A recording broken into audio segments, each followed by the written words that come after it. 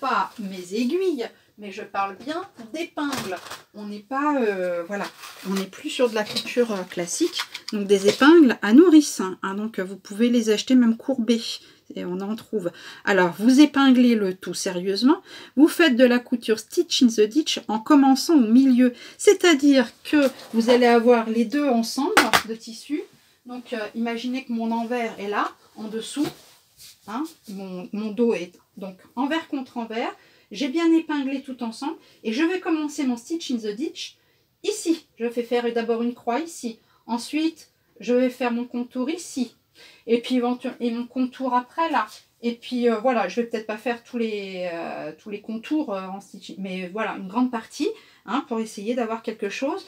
Et je vais de l'extérieur vers l'intérieur pour éviter de risquer des plis au milieu de mon dos. Voilà comment vous terminez. Ensuite, vous recoupez les bords et là, on revient là-dessus. Vous recoupez les bords bord à bord. Décidément, quand ça ne veut pas tenir, ça ne tient pas. C'est agaçant.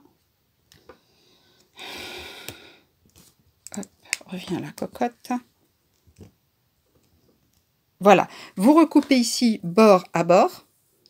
Et vous recoupez pour pas avoir une marge trop grande, hein, 5-6 mm, en général un quart de inch, 6 mm ou 5 mm si vous avez des règles françaises. Vous recoupez.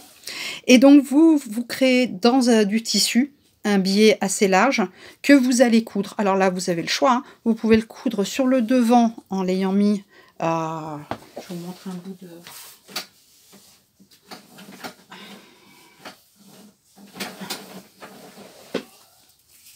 En l'ayant mis de cette manière,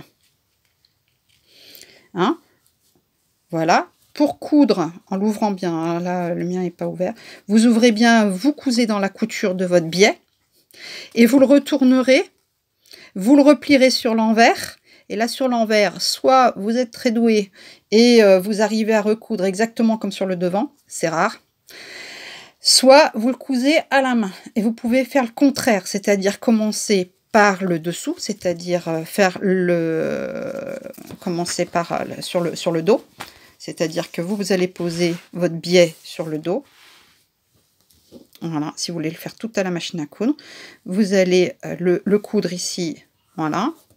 Vous allez le retourner et le recoudre sur le devant, en sachant que ça se verra, hein, vous aurez forcément une couture, on est bien d'accord, hein, mais vous pouvez le finir entièrement quand c'est comme ça à la machine à coudre, sinon vous le finissez aussi en point invisible à la main, c'est vous qui voyez.